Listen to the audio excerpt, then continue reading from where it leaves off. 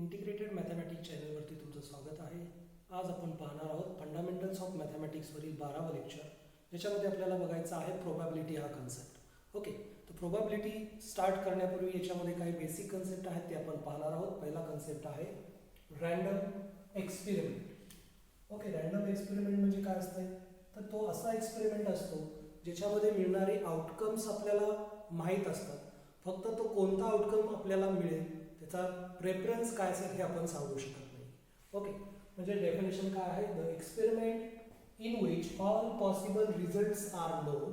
सगळे possible result आपल्याला experiment मध्ये माहीत असणार आहेत in advance, but none of them can be predicted with certainty. त्याच्यातला कोणता रिझल्ट आपल्याला खात्रीशीर मिळेल हे आपण मात्र त्या ठिकाणी सांगू शकत नाही. And there is equal possibility for each result. प्रत्येक रिझल्टची पॉसिबिलिटी काय असणार आहे? मिळण्याची पॉसिबिलिटी ही इक्वल असणार आहे. आणि त्या एक्सपेरिमेंटला आपण रँडम एक्सपेरिमेंट म्हणतो. For example tossing a coin.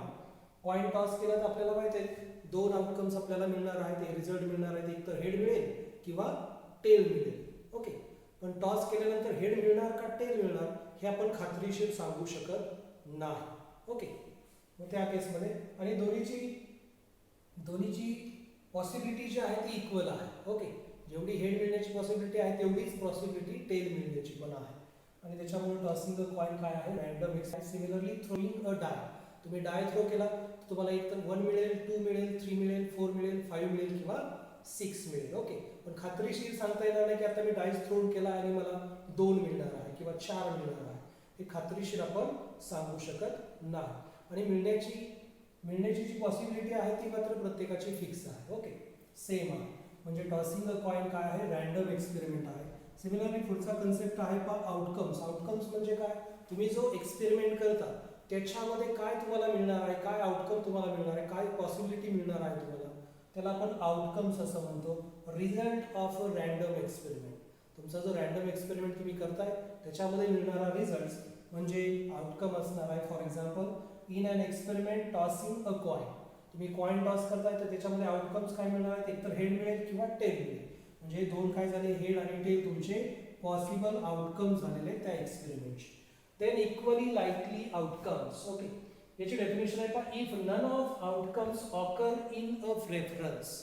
Okay, वनच आपण जर डायस थ्रो केला तर वनच मिळेल आपल्याला सुरुवातीला, नंतर 2च मिळेल असं आपण या ठिकाणी सांगू शकत नाही. ओके, कोणालाही प्रेफरन्स या ठिकाणी देता येत नाही. That means if a dice is thrown any of number from 1 2 3 4 5 6 may appear on the upper face.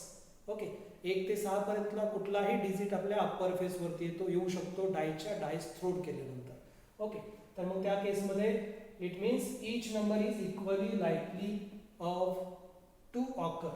Okay, याचा अर्थ काय झाला? ते इक्वली लाईकली आउटकम्स आहे. ठीक आहे, त्याच्यानंतरचा कन्सेप्ट आहे का सॅम्पल स्पेस. सॅम्पल स्पेस म्हणजे काय?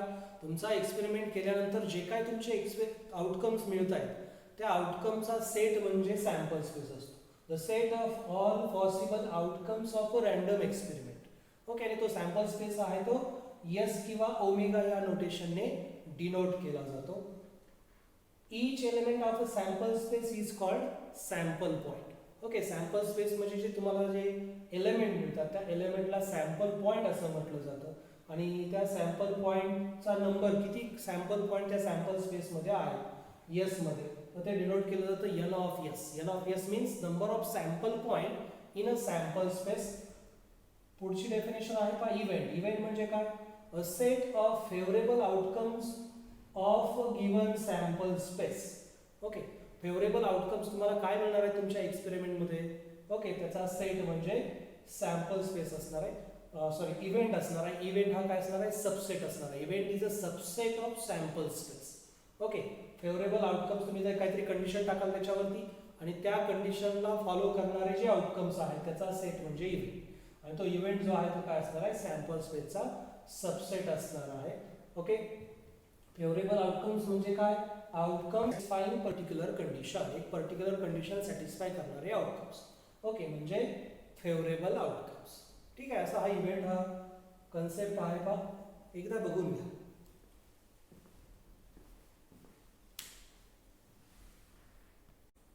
Event is a subset of sample space. हे बघितलं आपण.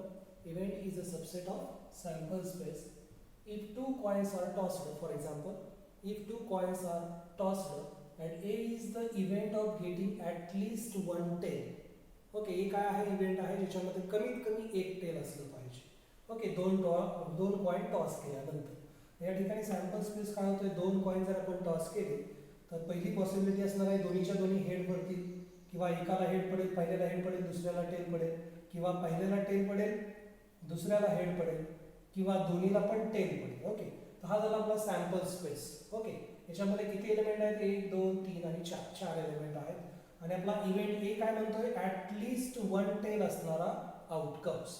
याच्यामध्ये ॲटलिस्ट म्हणजे कमीत कमी एक टेल पाहिजे. याच्यात आहे का कमीत कमी टेल? एक टेल नाही. याच्यात दोन्हीच्या दोन्ही हेड आहेत म्हणजे हा आउटकम ए मध्ये येणार नाही. याच्यामध्ये कमीत कमी एक टेल आहे म्हणजे हा याच्यामध्ये आला एच टी, त्याच्यानंतर टी एच येणार आहे, त्याच्यानंतर टी टी पण असणार आहे. कमीत कमी एक टेल पाहिजे. इथं एक टेल आहे, इथं एक टेल आहे, कमीत कमी इथं एक आहे, जास्तीत जास्त 2 आहे. म्हणजे सॅम्पल स्पेस आपला इव्हेंट झालेला आहे H T, T H and T T. Okay, त्याच्यानंतर पुढचा कन्सेप्ट आहे परमिटेशन. परमिटेशन म्हणजे काय असते? तर अरेंजमेंट असते. पॉसिबल आउटकम्स आपण सिलेक्ट करायचे आणि त्यांची अरेंजमेंट आपल्याला करायची असते. तर त्या केसमध्ये परमिटेशन हा कन्सेप्ट आपण यूज करतो. परमिटेशन म्हणजे काय? It is a process of arrangement. Okay, ज्या केसमध्ये आपल्याला अरेंजमेंट करायची असते. फॉर एक्झाम्पल, आपल्याला 6 विद्यार्थ्यांना एका सर्कलमध्ये बसवायचं आहे. ओके, तर ती अरेंजमेंट झाली. किंवा 5 चेअर आहेत, त्याच्यावरती 6 लोकांना आपल्याला अरेंज करायचं आहे, 5 लोकांना अरेंज करायचं आहे.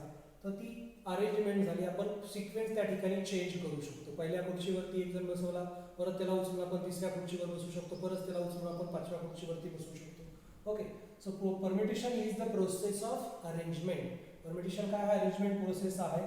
The number of ways of arrangement of r outcomes. समजा आपल्याला आर आउटकम्स अरेंज करायचे आहेत out of n outcomes. Okay, तर ते किती वेळा आपण अरेंज करू शकतो, तर ते फाइंड करण्यासाठी आपण परमिटेशनची मदत घेतो. तर ते नंबर ऑफ अरेंजमेंट असणार आहे N P R. Okay, R ऑब्जेक्टची arrangement out of N object is N P R. So N P R become N factorial divided by N minus R factorial. N factorial म्हणजे काय?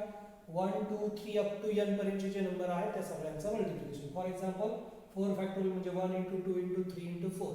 3 factorial घेतलं तर काय? 1 × 2 × 3. 5 factorial घेतलं तर काय?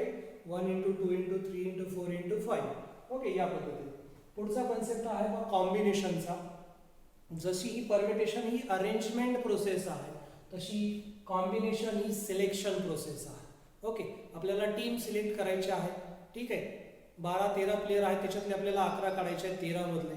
Okay, तर आपण ते सिलेक्ट करणार आहोत.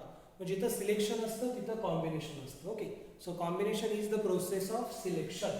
आणि मग किती वेळा आपण सिलेक्शन करू शकतो वेगवेगळ्या पद्धतीनं, तर ते फाइंड करण्यासाठी आपण कॉम्बिनेशनची मदत घेतो. So the number of ways of selection of r outcomes, the number of ways of selection of r outcomes out of n outcomes is denoted by NCR and defined as NCR is equal to n factorial divided by r factorial into n minus r factorial. Permutation काय होतं? n factorial वरती जो आहे त्याचा factorial खाली आणि या दोघांच्या वजाबाकीचं फॅक्टोरियल खाली येणार आहे. ओके, वरचा आहे त्याचा फॅक्टोरियल वरती, दोघांच्या वजाबाकीचं फॅक्टोरियल खाली. सिमिलरली कॉम्बिनेशन मध्ये सेम हे असणारच आहे परमिटेशन मध्ये, फक्त एक्स्ट्रा काय येणार आहे? डिनॉमिनेटरला खालच्याचं फॅक्टोरियल मल्टिप्लाय होणार आहे. ठीक आहे, तर त्याच्या पुढचा कन्सेप्ट आहे probability. Probability of event A is denoted by P of ए.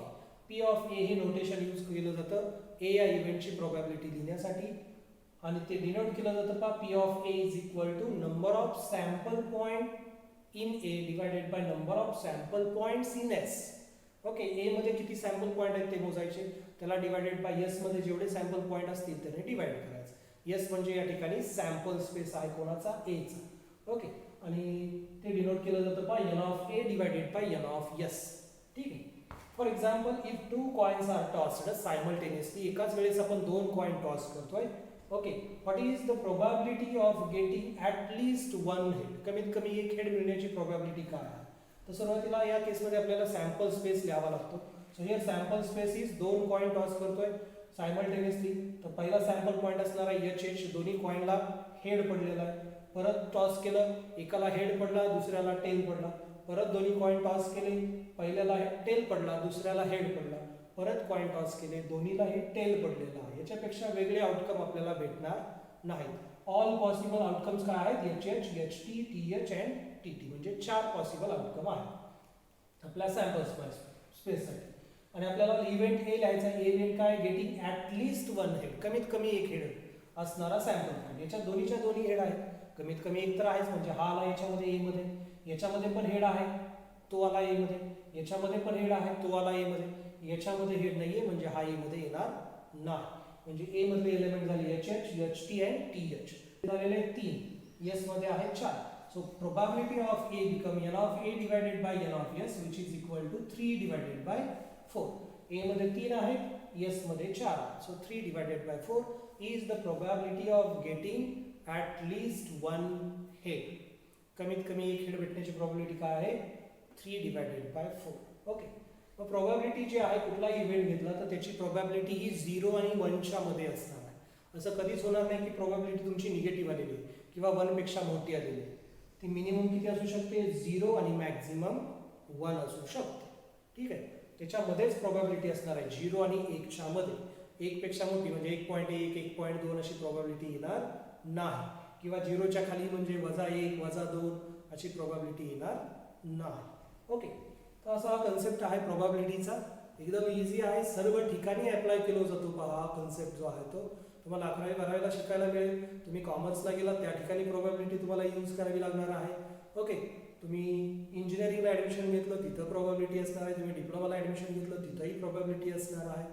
तुम्ही MBA ला गेला, BBA BCA ला गेला, BCS ला गेला, BSc ला गेला, सर्व ठिकाणी प्रोबॅबिलिटी हा कन्सेप्ट यूज केला जातो. ओके.